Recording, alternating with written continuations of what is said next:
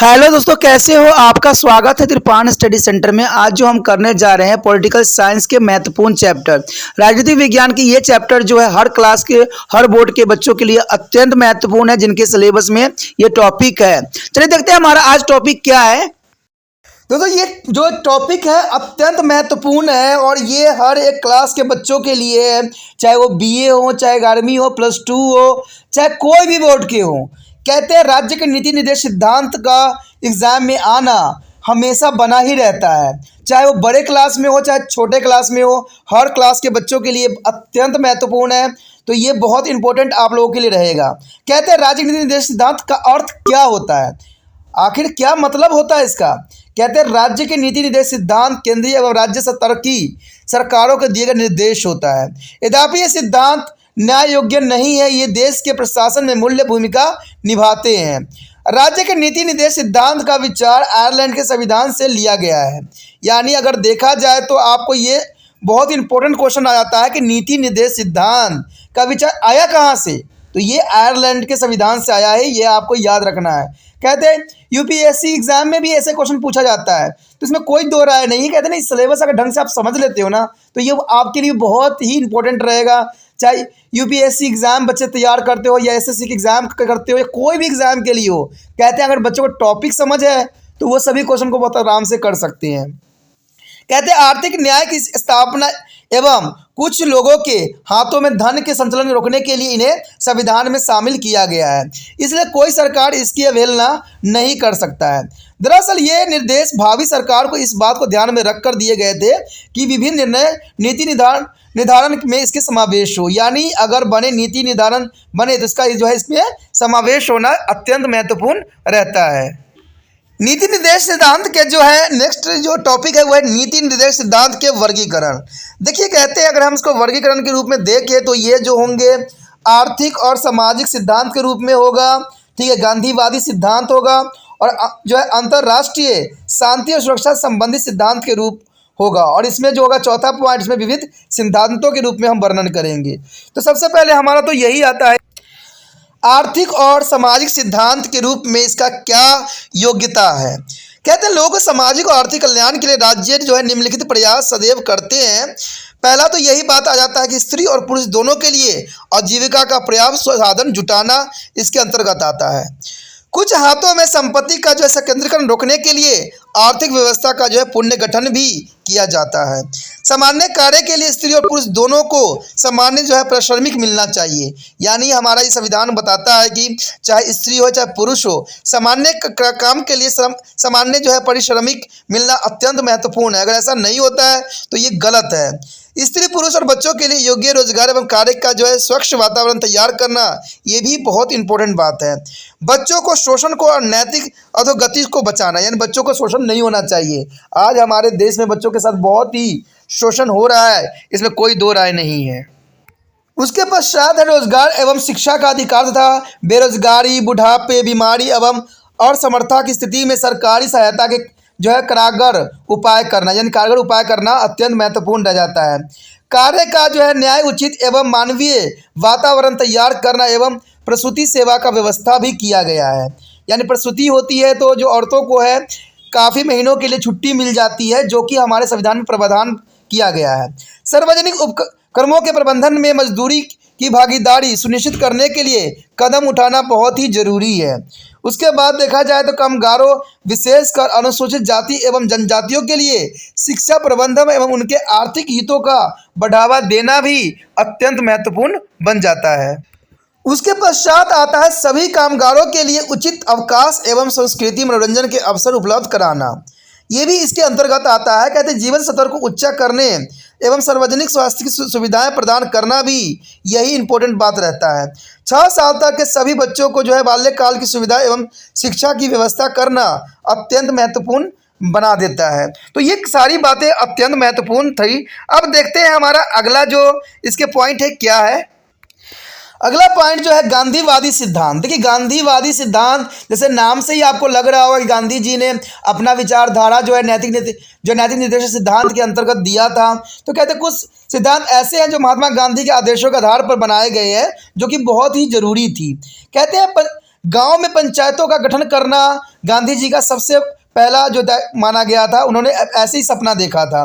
गांव में कुटीर उद्योग का बढ़ावा देना उनकी सबसे इम्पोर्टेंट एम्बिशन में से था। नशीले पदार्थ और शराब आदि पर प्रतिबंध लगाना जो कि स्वास्थ्य के लिए हानिकारक है, ये बहुत ही ज़रूरी इन्होंने बात बताई थी। लेकिन कहते हैं आज महात्मा गांधी के कदमों पे कोई भी नहीं चल रहा है। ठीक है, इवन आपने देखा भी होगा कि कोरोना वायरस में भी कहते हैं कोई चीज़ नहीं खोला गया, कोई दुकान नहीं खोला गया, लेकिन सरकार ने सबसे पहले क्या खोली, तो कहते हैं शराब की दुकान ही खोली। अब देखिए, पहले तो हम ये कहते हैं कि गांधी जी के हम आदर्शों पर चलते हैं, लेकिन दूसरी तरफ हम क्या करते हैं, गांधी जी के आदर्शों को हम धरा का धरा ही छोड़ देते हैं। तो ये बहुत बड़ी विडंबना है हमारे देश के नेताओं की कि हम गांधीवादी बात करते हैं, लेकिन गांधी के तो कोई भी शब्दों का हम उच्चारण ही नहीं करते। कहते हैं स्वच्छ भारत तो हम अभियान चला दिए, लेकिन आए दिन देखोगे तो रोडों पे जो कूड़े के ढेर लगे हुए हैं, क्या ये स्वस्थ जो है स्वच्छता का ये निशानी होता है किसी देश का? तो ये बहुत बड़ी विडंबना है। तो कहते हैं गांधी जी यही विचारधारा से थे कि नशीले पदार्थ, शराब आदि जो है प्रतिबंध लगाना जो स्वास्थ्य के लिए काफ़ी हानिकारक भी होता है और देश के लिए भी हानिकारक सिद्ध होता है। गाय भैंस आदि दुधारू पशुओं की नस्लों को सुधारना एवं उनके वध पर प्रतिबंध लगाना। देखिए, ये बात भी गांधी जी को आज लोगों ने खंडन कर दिया है। कहते हैं गाय भैंस आदि दुधारू पशुओं को नस्लों को सुधारना, उनको वध पर प्रतिबंध लगाना। आज तो देखोगे गाय जो होते हैं और भैंस होते हैं ऐसे ही रोडों पर आपको मिल जाते हैं दौड़ते हुए, चलते हुए, और आए दिन इनको एक्सीडेंट हो जाते हैं, आए दिन ये कई तरह की बीमारियों से ग्रसित होते हैं, लेकिन फिर भी जो है कोई इस पर ध्यान आजकल नहीं दिया जाता है। कहते हैं जो हमारे गांधी जी ने देखा था सपना, उसके विपरीत जो है हमारा देश बनता चला जा रहा है। तो कहते हैं कई मानने में उनका जो है मन बहुत काफ़ी हताश भी होगा। उसके पश्चात हमारे समक्ष विधि नीति निर्देश सिद्धांत। कहते हैं विश्व शांति एवं सुरक्षा की दिशा में सहयोग का वातावरण तैयार करने के लिए भारत निम्नलिखित उपाय भी करेगा। कहते हैं अंतर्राष्ट्रीय शांति एवं सुरक्षा को बढ़ावा देगा, राष्ट्र के बीच जो है न्याय उचित एवं सम्मानजनक संबंध स्थापित भी करना ये दायित्व रहेगा। अंतर्राष्ट्रीय कानून एवं संधि से उत्पन्न दायित्व का सम्मान करना ये भी विविध नीति निर्देश सिद्धांत के अंतर्गत ही आता है। अंतर्राष्ट्रीय विवाद का जो है पारंपरिक समझौते के द्वारा हल ढूंढना ये भी जो है इसके अंतर्गत ही आता है। उसके पश्चात आता है विविध नीति निर्देश सिद्धांत। देखिए, सभी भारतीयों के लिए सामान्य आहार संहिता बनाए जाए, यानी सिविल बनाया जाए, ऐतिहासिक इमारतों का संरक्षण भी किया जाए, पर्यावरण को प्रदूषित रहित बनाना एवं वन्य जीवन का संरक्षण किया जाना चाहिए। कहते हैं हमारे कानून में बहुत अच्छी बातें लिखी गई है, मैं भी इस बात को जो है मानता हूँ और समझता हूँ, लेकिन आज के समय में इसके विपरीत होते हैं। हम पर्यावरण को दूषित करते चले जा रहे हैं और वन जीवन के लिए संरक्षण की तो दूर की बात है, हम तो आए दिन जो है शिकार करते हैं, न्यायालय में केस जाती है और केस जो है 50 साल तक चलती ही रहती है। तो यही तो हमारे देश की विडंबना है। उपयुक्त विधायन के द्वारा जो है निःशुल्क कानून सहायता की व्यवस्था भी की जाए। दोस्तों, हमारा जो अगला टॉपिक है यही कहता है कि नीति निर्देश सिद्धांत यानी शिक्षा की सार्वभौमिकता, बाल मजदूरी और महिला की सतर। देखिए, ये तीनों जो है नीति निर्देश सिद्धांत के अंतर्गत आता है, चाहे वो शिक्षा की सार्वभौमिकता हो, बाल मजदूरी हो या महिलाओं की सतर हो।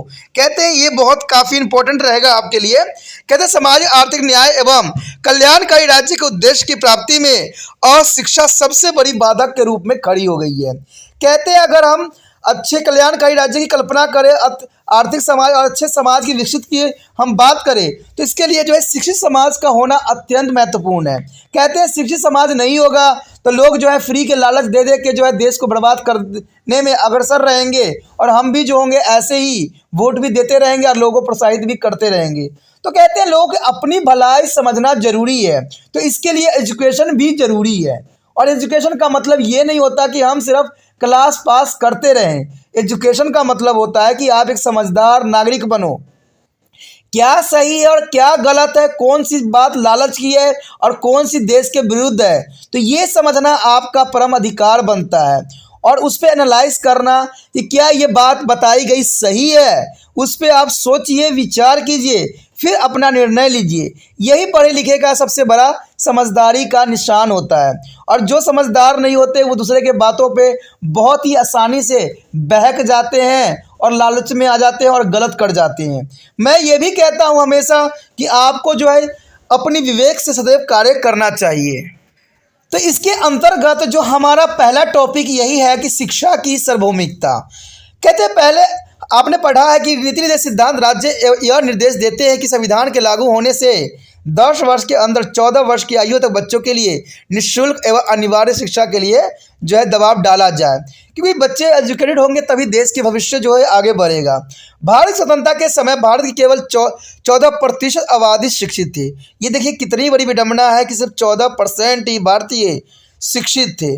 तभी तो कहते हैं जो पार्टीशन हुई और जो यहाँ पर दंगा फसाद हुआ, इस सब में कहीं कहीं हद तक शिक्षा का भी गिरता हुआ सतर ही था, क्योंकि व्यक्ति जो थे समझदार नहीं थे और ये आपस में ही दूसरे के बहकावे में आ गए थे।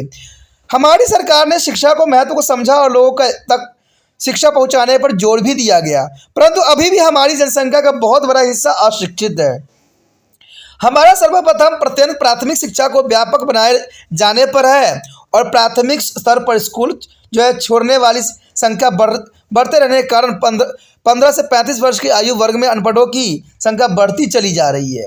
देखिए दोस्तों, आज के समय कहते हैं ना, शिक्षा व्यक्ति कैसे ग्रहण करना पसंद करेगा।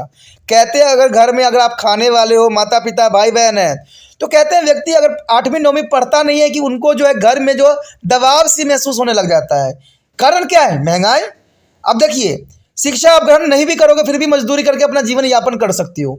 कहते हैं पेट भरता है ना तभी शिक्षा भी अच्छा लगता है, जब पेट में अन्न नहीं रहेगा तो शिक्षा भी आपको बेकार चला जाएगा। तो सरकार को कहते हैं ये तो उन्होंने प्रावधान कर दिया कि 6 से 14 वर्ष तक बच्चों को शिक्षा दी जाएगी। इवन कि बच्चों को मिड मील के तहत भोजन भी दोपहर का मिलता है, लेकिन उन्होंने तो दोपहर का खाना दे दिया है और सुबह शाम खाना कौन देगा? माता पिता। लेकिन माता पिता अगर कमाने जाते हैं तो उनका तनख्वाह ही उतना नहीं होता है, क्योंकि सरकारी नौकरी पर तो है नहीं। सरकारी नौकरी पर तो कहते हैं बरसात किया जाता है, पैसों को न जाने कितने जो है शेड्यूल यहाँ पर लगा दी गई और कितने तरह के वेतन बना चुके होंगे। तो लेकिन प्राइवेट में तो ऐसा नहीं होता है ना। वहाँ पर क्या होता है, आपको तो किया हुआ मजदूरी भी देने को तैयार नहीं होते ये बड़े बड़े ठेकेदार लोग सब। तो उनका पेट कैसे भरेगा? व्यक्ति 5 दिन से काम कर रखा होता है लेकिन फिर भी उनको पैसा नहीं मिलता है मजदूरी। और वो पुलिस स्टेशन पे अगर कंप्लेंट भी करते हैं तो कहते हैं वो बंदा ही वहाँ से भाग गया होता है। तो आप समझिए कि उनका पेट कैसे भरेगा। तभी माता पिता जो होते हैं इनको जो है रोजगार पे लगा देते हैं, कहीं काम धंधे पे लगा देते हैं। तो ये कहते हैं हमारा जब तक सिस्टम कहते नहीं सुधरेगा ना तब तक कहते हैं हमारा देश प्रगति नहीं होगा, सदैव प्रगतिशील ही रहेगा। क्योंकि कुछ लोग जो है ये नहीं चाहते कि भारत देश जो है विकसित बन जाए, क्योंकि उनका मकसद ये है कि अनपढ़ लोगों को मैन्युफैक्चर करना और अपना जो है कुर्सी को बचाए रखना। तो ये कोई आम जनता नहीं कर रही, ये बड़े बड़े लोग कर रहे हैं। कि देखिए दोस्तों, आपको भी पता होगा कि हर एक व्यक्ति को शिक्षा जरूरी है और शिक्षा के लिए जो है सबसे इम्पोर्टेंट बात रहती है महंगाई। अगर आज के समय आप देख लोगे ना तो एक किताब भी खरीदना आपके लिए सर दर्द से कम नहीं बनेगा। मैंने बहुत से बच्चों को मैंने देखा है कि वो किताब खरीदने के लिए भी आनाकानी करते हैं, क्योंकि इतनी महंगी है। सरकार ने बेशकली जो है 8वीं क्लास तक बच्चों को किताब भी फ्री दे दी है, कोई प्रॉब्लम नहीं है। मैं इस बात को जो है 2-4 वर्ड नहीं कहता हूँ। तो क्या सरकार की यही मंशा है कि बच्चे 8वीं तक ही पढ़े? क्या 8वीं तक पढ़ने, आपको क्या लगता है कि 8वीं तक बच्चे को पढ़ा देने से क्या वो बहुत शिक्षित हो जाते हैं? कहते हैं जब वोट देने का अधिकार 18 साल है, जब वो मतलब सोच विचार सकते हैं, तो 8वीं तक क्या वो पढ़ के बहुत समझदार बन जाते हैं, बहुत एक्टिव बन जाते हैं। अब ये भी आप कहोगे कि माता पिता नहीं है। अरे माता पिता तो है, मैं कहा, लेकिन मैंने कहा ना आज महंगाई ने उनको कमर तोड़ दिया है। आज सोचते हैं कि बच्चों को मैं किताब खरीदूंगा, ऐसा चाहे कि उनको भोजन दे दूं। तो ये सारी जो प्रॉब्लम है, समस्याएं हैं, सरकार को गंभीर से सोचने की आवश्यकता है। उसके पश्चात देखा जाए तो 1986 की जो है राष्ट्रीय शिक्षा नीति के अनुसार सरकार ने राष्ट्रीय साक्षरता योजना एवं ऑपरेशन जो है ब्लैक बोर्ड जैसे जो है अभियान शुरू किया ताकि साधारण लोगों तक प्राथमिक शिक्षा पहुंचा जा सके। देखिए ब्लैक बोर्ड जो भी थी मिशन बहुत अच्छी थी, ठीक है। वो जो है बचपन से शिक्षा से वंचित रह गए उन्हें शिक्षित करने के लिए सरकार तथा कई स्वयंसेवी संस्थाओं ने विशेष प्रयत्न से रात्रि पाठशाला और व्याक शिक्षा केंद्र भी खोले गए। कहते हैं गांव में ये जब ये मिशन चली थी तो धड़ल्ले से व्यक्ति पढ़ भी रहे थे, लेकिन अभी देखोगे तो ये बिल्कुल ठंडा हो चुका है। यहाँ कोई व्यक्ति कोई जो है बुजुर्ग पढ़ना नहीं चाहता है और ये बहुत बड़ी विडंबना है। कहते हैं ना ये सब कमजोरी ही तो है जिसकी वजह से ये जो होता है ठंडा पड़ जाता है। कोई चीज़ अगर आप देखोगे, जब स्वच्छता अभियान शुरू की गई थी तो मंत्री लोग हर जगह गली गली जा जा के लोगों में प्रचार करते थे, और इवन कि 2 मिनट के लिए झाड़ू पकड़ते तो फोटो खिंचवाते जरूर थे। तो उस समय स्वच्छता अभियान हर जगह चला था, लेकिन आप देखोगे कहीं स्वच्छता नहीं है। कहते हैं जब कई क्षेत्रों में जो है लिफाफा बंद करवाई गई, जब जानवरों के पेट से न जाने कितने लिफाफे के टुकड़े मिले, तो सरकार बहुत चिंतित हुई और इसमें बैन लगा दिया। कहते हैं 2 महीने तो लोगों को पन्नी नज़र तक भी नहीं आई, लेकिन कहते 2 महीने के बाद पन्नी तो हर क्षेत्र में मिलने लग गई। बीच बीच में सरकार ने कोशिश भी किया 1-2 दिन के लिए कि लिफाफा बैन है, और जब भी एक छोटे से गरीब के पास अगर लिफाफा भी मिल जाता था तो वो 500 के पत्ता ऐसे ही काट देते थे। तो आप समझिए ये कैसी रूल रेगुलेशन बनाई गई है जो हमारे देश के लिए सही नहीं है। कुछ बनाए तो रूल जाते हैं, लेकिन उस पर जो है अमल नहीं हो पाता है, बहुत अधूरे तरीके से अमल होता है। तभी मैं कहता हूँ ना, कोई भी काम अधूरा ना छोड़ो। अधूरा काम सदैव खतरनाक होती है और उससे किसी व्यक्ति को कुछ भी प्राप्त नहीं होता है। जैसे आप भी अगर इसको वीडियो को आधा देख के जो है लीव कर जाते हो, आगे के नहीं देखते हो, तो आपका भी जो ज्ञान अधूरा का अधूरा ही रह जाएगा। इससे अच्छा आप 9 वीडियो देखते तो ही अच्छा था। तो ये बहुत बड़ी बात है कि अधूरा जानकारी सदैव खतरनाक होता है। अधूरा शिक्षा भी बच्चों के लिए खतरनाक ही सिद्ध होता है। तो ये बहुत ज़रूरी बात थी आपके लिए। तो यही बात यहाँ पर बताया गया कि शिक्षा की व्यापक का उद्देश्य हासिल करने के लिए राष्ट्रीय मुक्त विद्यालय शिक्षा संस्था तथा कई मुक्त विद्यालय स्थापित किए गए। 14 साल तक के बच्चों को मुफ्त और अनिवार्य शिक्षा प्रदान करने के लिए 2002 में 6वीं सेवा संविधान संशोधन द्वारा जो है इसे धारा 21A के अंतर्गत नीति निर्देश सिद्धांत के स्थान पर मौलिक अधिकार का दर्जा दे दिया गया। उसके पश्चात जो है बाल मजदूरी। देखिए, कहते हैं नीति निर्देश सिद्धांत के अनुसार बच्चों को स्वास्थ्य रूप से विकसित होने के लिए अवसर और सुविधाएं प्रदान किए जाने की आवश्यकता है। बच्चों को शोषण के विरुद्ध जो है मौलिक अधिकार के बारे में आपने पढ़ा है। 14 वर्ष तक की आयु के बच्चों को किसी भी प्रकार के जो है रोजगार में नियुक्त करने पर प्रतिबंध लगा दिया गया था। ठीक है, लेकिन कहते हैं प्रतिबंध सिर्फ प्रतिबंधित थी, हर जगह बच्चे कार्य जरूर कर रहे थे। इस प्रावधानों के बावजूद जो है वांछनीय परिणाम नहीं मिल पाया। अधिकांश मामलों में बाल मजदूरी को समाप्त करने की दिशा में माँ बाप की दृष्टिकोण ठीक नहीं है। वे अपने बच्चों को कोई भी काम करके पैसा कमाना तो परिवार के आय में योगदान करने के लिए विवश करते हैं। देखिए, ये कितनी इंपॉर्टेंट बात है कि माता पिता बच्चों को काम करने के लिए, पैसे कमाने के लिए विवश करते हैं, परिवार के आय में योगदान करने के लिए विवश करते हैं। मैं बहुत से गरीब बंदों से मिला हूँ, वो यही बात कहते हैं कि भाई हमारे पेट भरने के लिए पैसे नहीं, तो बच्चों को मैं स्कूल क्यों भेजूँ, कैसे भेजूँ? क्यों? मैंने पूछा क्यों है भाई ऐसा, तो वो साफ शब्दों में यही बात बोलते हैं कि महंगाई तो कमर तोड़ चुकी है व्यक्तियों की, आम गरीबों की तो कहते हैं महंगाई ने इतनी दुर्दशा खराब कर दिया है ना कि आप सोच भी नहीं सकते हो। इवन कि अगर आप भी बाजार चले जाओ, अगर 100 रुपया लेके जाओ तो आपका थैला क्या, आपके एक दो ही सामान आएंगे। तो कहते हैं बच्चों को पालना कितना मुश्किल हो गया है। तो ये सब बातें जो है उनके माइंड में ज़रूर रहती है। तो कहीं ना कहीं आपको अगर देखोगे तो सरकारी मिशनरी जो है कहीं ना कहीं फेल हो चुकी है। ठीक है, जिसकी वजह से ये सारी जो है हमें देखने को मिलता है, बाल मजदूरी भी देखने को हमें मिलता है। और आय के वजह से नहीं जो है परिवार में माता पिता जो है विवश हो चुके हैं। इच्छा शक्ति कमी के अतिरिक्त निर्धनता और सामाजिक कलंक तथा समस्याओं के निराकार में बाधक भी है। जब तक इस सामाजिक चुनौती को समाप्त करने के लिए जागरूकता और इच्छा शक्ति अंदर पैदा नहीं होती है, सरकार द्वारा विभिन्न स्तरों में किए गए प्रयास निरर्थक साबित ही होंगे। इसमें डॉक्टर अब्दुल कलाम भारत के जो है 2020 तक सपना तभी साकार हो सकती है अगर जब देश के भविष्य बच्चे सुरक्षित एवं शोषण मुक्त हो।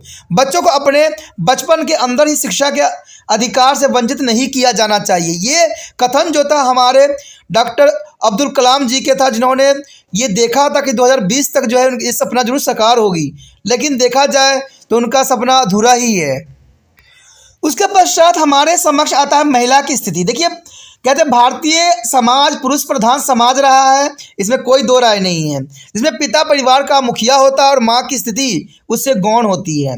ऐसी स्थिति में महिला की स्थिति स्वाभाविक रूप से कमजोरी हो जाती है। कहते हैं कठोर सामाजिक प्रथाएं एवं धार्मिक रीति जैसे पर्दा एवं दहेज के कारण भी महिलाओं को काफ़ी हद तक जो है भुगतना ही पड़ता है। 2001 की जनगणना के अनुसार कुल महिलाओं की संख्या जो थी कहते 49 करोड़ थी और 57 लाख थी, जो कि कुल जनसंख्या का कहते 48.3% ही थी। हमारे संविधान में महिलाओं की स्थिति में उत्थान एवं शिक्षा के लिए मौलिक अधिकार तथा राज्य के नीति निर्देश तत्वों द्वारा बल दिया गया। उन्हें आजीविका के साधन तथा पुरुषों की तरह सामान्य कार्य के लिए सामान्य वेतन का भी अवसर प्राप्त हुआ। महिला कामगारों के स्वास्थ्य सुविधाएं एवं प्रसूति के दौरान अवकाश की सुविधा भी दी गई। चलिए, बहुत इंपॉर्टेंट बात था कि जो प्रसूति के दौरान जो है इन्होंने काफ़ी जो है अवकाश दिया। ये बहुत भी सरकार के जो है कहते हैं काफ़ी अच्छा जो था नीति थी। कहते हैं मौलिक कर्तव्य भारत के हर नागरिकों को महिलाओं के सम्मान के खिलाफ कुछ भी करने से रोकता है। विभिन्न अधिनियम एवं न्याय के निर्णय ने महिलाओं की प्रतिष्ठा स्थापित की है और उनके अधिकारों की रक्षा के लिए पारिवारिक संपत्ति में उनके हिस्सा देने के उपाय भी किए गए हैं। दहेज के लिए दुल्हनों को जलाया जाना, पत्नियों का प्रताड़न, सती जैसी निष्ठुर प्रथाओं के उन्मूलन के लिए कानून बनाए भी गए हैं। कन्या वध, भ्रूण हत्या, लड़कियों के प्रति भेदभाव, बाल विवाह एवं प्रतिबंधित तो ऐसे उपाय है जिससे महिलाओं की स्थिति में कुछ सुधार तो हुई है। महिला सशक्तिकरण के लिए 1992 में संविधान के जो है 73वें और 74 में संशोधन द्वारा पंचायतों और जो है नगर पालिकाओं के महिलाओं के लिए 1/3 सीट आरक्षित भी की गई है। संसद एवं राज्य विधायकों में इसी तरह के जो आरक्षण का प्रस्ताव भी किया गया था। यद्यपि कुछ हासिल भी किया जा चुका है, फिर भी लोक कल्याणकारी राज्य का स्थापना उद्देश्य समाप्त करने के लिए बहुत करना भी बाकी है। तो जैसा कि आपको पता ही है कि नीति निर्देश सिद्धांत तो हमने सब कुछ जान लिया है, लेकिन कुछ बातों में इसके आलोचनात्मक व्याख्या भी की जा सकती है। कहते हैं कई बार तो एग्जामिनर के जो है आलोचनात्मक व्याख्या अत्यंत महत्वपूर्ण भी बना के एग्जाम में डाला है, तो इसको जो है इग्नोर कर देना सबसे बड़ा मूर्खता होगी। इसलिए जो है आप इसको ध्यान से समझने की कोशिश करना कि आलोचनात्मक व्याख्या क्या है नीति निर्देश सिद्धांत की। कहते हैं कई आलोचकों ने राज्य के नीति सिद्धांतों को नव वर्ष की शुभकामनाओं से बेहतर नहीं माना है। दरअसल इन उच्च आदर्श को संविधान में शामिल करने से औचित्य पर भी सवाल उठता है। देखिए, बात तो बहुत ज़रूरी है कि हमने संविधान को तो बहुत ऊपर तक बना दिया है और बहुत अच्छी बातें बता दी है, लेकिन क्या इसका औचित्य रहेगा? माना जाता है कि यह निर्देश मात्र शुभकामनाएँ ही है। बात सही है कि ये सिर्फ एक शुभकामनाएँ की तरह ही दिया गया है, लेकिन इसको लागू ढंग से नहीं किया गया है, जिनके पीछे कई कानून मान्यता नहीं है। सरकार इन्हें लागू करने के लिए बाध्य नहीं है। आलोचकों का मानना है कि इन सिद्धांतों को व्यवहारिक आधार पर नहीं उतारा जा सकता है। इन सब के बावजूद ये नहीं कहा जा सकता है कि ये सिद्धांत पुण्य जरूपन पेंस जो है अर्थहीन है। इसकी अपनी उपयोगिता और महत्व भी है।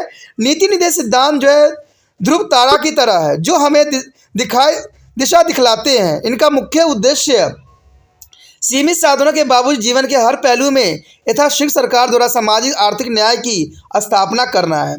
कुछ सिद्धांतों को तो सफलतापूर्वक लागू भी किया गया है। वास्तव में कोई भी सरकार इन निर्देशों को अवहेलना नहीं कर सकता है, क्योंकि ये जनमत का दर्पण है, साथ ही ये संविधान की प्रस्तावना की भी आत्मा है। यानी कहते प्रस्तावना की आत्मा माना गया है। इन्हें लागू करने की दिशा में उठाए गए कुछ कदम इस प्रकार है। देखिए, सबसे पहले तो यही कदम उठाया गया था कि भूमि सुधार लागू किए गए थे और जमींदार और जमींदारी प्रथा को उन्मूलन किया गया था इसके अनुसार। ठीक है, बड़े पैमाने पर औद्योगिकरण हुआ और हम हरित क्रांति द्वारा कृषि उत्पादन में काफ़ी बढ़ोतरी भी किए। ठीक है, महिलाओं के कल्याण के लिए राष्ट्रीय आयोग की स्थापना भी की गई और व्यक्तियों की जो है भूमि संपत्ति की सीमा तय करने के लिए जो हरबंदी लागू भी किया गया। कहते हैं व्यक्ति की संबंधित बहुत से कार्य किए गए। राजवाड़ों के दिए जाने वाले प्रिवी पर्स का जो है उन्मूलन किया गया और जीवन बीमा, साधारण बीमा तथा अधिकांश बैंकों को राष्ट्रीयकरण किए गए। तो ये सब नीति निर्देश सिद्धांतों के अंतर्गत ही हुआ। आर्थिक विषमता कम करने के लिए संपत्ति के अधिकार को मौलिक अधिकार की सूची से निकाल दिया गया। उसके पश्चात निर्धनों की सहायता के लिए सरकार द्वारा जन वितरण प्रणाली की माध्यम सहायता भी दी जाती है। स्त्री और पुरुष दोनों के सामान्य कार्य के लिए सामान्य वेतन के लिए नियम भी बनाए गए हैं। छुआछूत का उन्मूलन भी किया गया है और अनुसूचित जाति, अनुसूचित जनजाति तथा अन्य पिछड़े वर्गों के उत्थान के लिए कारगर प्रयास भी किए गए हैं। कहते हैं 73 और 74 में संविधान संशोधन के द्वारा पंचायती राज को सर्वैधानिक दर्जा देते हुए और अधिक सशक्त बनाया गया है। ग्रामीण क्षेत्र में समृद्धि लाने के लिए लघु उद्योग एवं ग्रामीण उद्योग तथा खादी ग्राम उद्योग को प्रोत्साहित भी किया गया है। भारत अंतर्राष्ट्रीय शांति और सुरक्षा के को प्रोत्साहन करने के लिए सक्रिय रूप से संयुक्त राज्यों के साथ सहयोग भी कर रहा है। केंद्र और राज्य सरकार द्वारा लिए गए उपरोक्त कदम यह दर्शाते हैं कि भारत में एक पंथ निरपेक्ष समाजवादी एवं लोक कल्याणकारी राज्य की नींव डालने के लिए कई नीति निर्देश सिद्धांत को लागू किया गया है। ये सच है कि सभी नीति निर्देश सिद्धांत पूर्णतः लागू करने के लिए बहुत कुछ करना बाकी अभी है। तो निर्देशन सिद्धांत को लागू किए जाने के रास्ते में कई बाधाएं हैं। इनमें से मुख्य हैं राज्यों के में रीति निर्देश इच्छा शक्ति का अभाव, यानी राज्यों में इच्छा शक्ति नहीं रह जाती है। गाँव में जागरूकता एवं संगठन का अभाव और सीमित साधन। दोस्तों ये आलोचना अत्यंत महत्वपूर्ण था। इसी के साथ हमारा टॉपिक खत्म हो जाता है। तो आगे का टॉपिक अत्यंत महत्वपूर्ण है जिसमें मौलिक कर्तव्य के विषय में चर्चा करेंगे। तो आप इसी तरह तिरपान स्टडी सेंटर को लाइक शेयर सब्सक्राइब जरूर कीजिए। अगर अच्छा लगा है तो ये वीडियो दूसरे बच्चों को पहुंचाने में भी आपको सहायता करने की ज़रूरत है। और इसके लिए आपको कुछ भी नहीं करना है, लिंक को कॉपी करना है और व्हाट्सएप स्टेटस पर लगा देना है, जिससे दूसरे बच्चे को भी ये लिंक प्राप्त हो जाए। क्योंकि आपको पता है कि सर्च करने से तिरपान स्टडी सेंटर नहीं आता है। बेशक आप किसी बच्चों को बताइएगा कि मैंने तिरपान स्टडी सेंटर से देखा है, वो रिसर्च करेगा तो नहीं आएगा, ठीक है, तो आपको गलत बोल देगा। इससे अच्छा है कि लिंक को आपने क्या करना है, व्हाट्सएप स्टेटस पर कॉपी करके लगा देना है। जिन बच्चों को देखना होगा वो देखेंगे, जिनको नहीं देखना है वो नहीं देखेंगे। क्योंकि कहते हैं ना, किसी व्यक्ति को बताया जा सकता है, ज़बरदस्ती कुछ भी कार्य करवाया नहीं जा सकता। जो चीज़ जहाँ समझ में आता है वही आपके लिए फ़ायदेमंद होता है। मैं ये नहीं कहता कि आप यहाँ पर ही समझिए। कहते हैं आपका ज्ञान है, आपको सोचना है, आपको विचार करना है कि कौन ज्ञान, कहाँ ज्ञान, कौन सा ज्ञान आपको सही बताया जा रहा है, सही समझाया जा रहा है, जो आपके फ़ायदे में भी हो और आपके एग्ज़ाम व्यू से भी सही हो।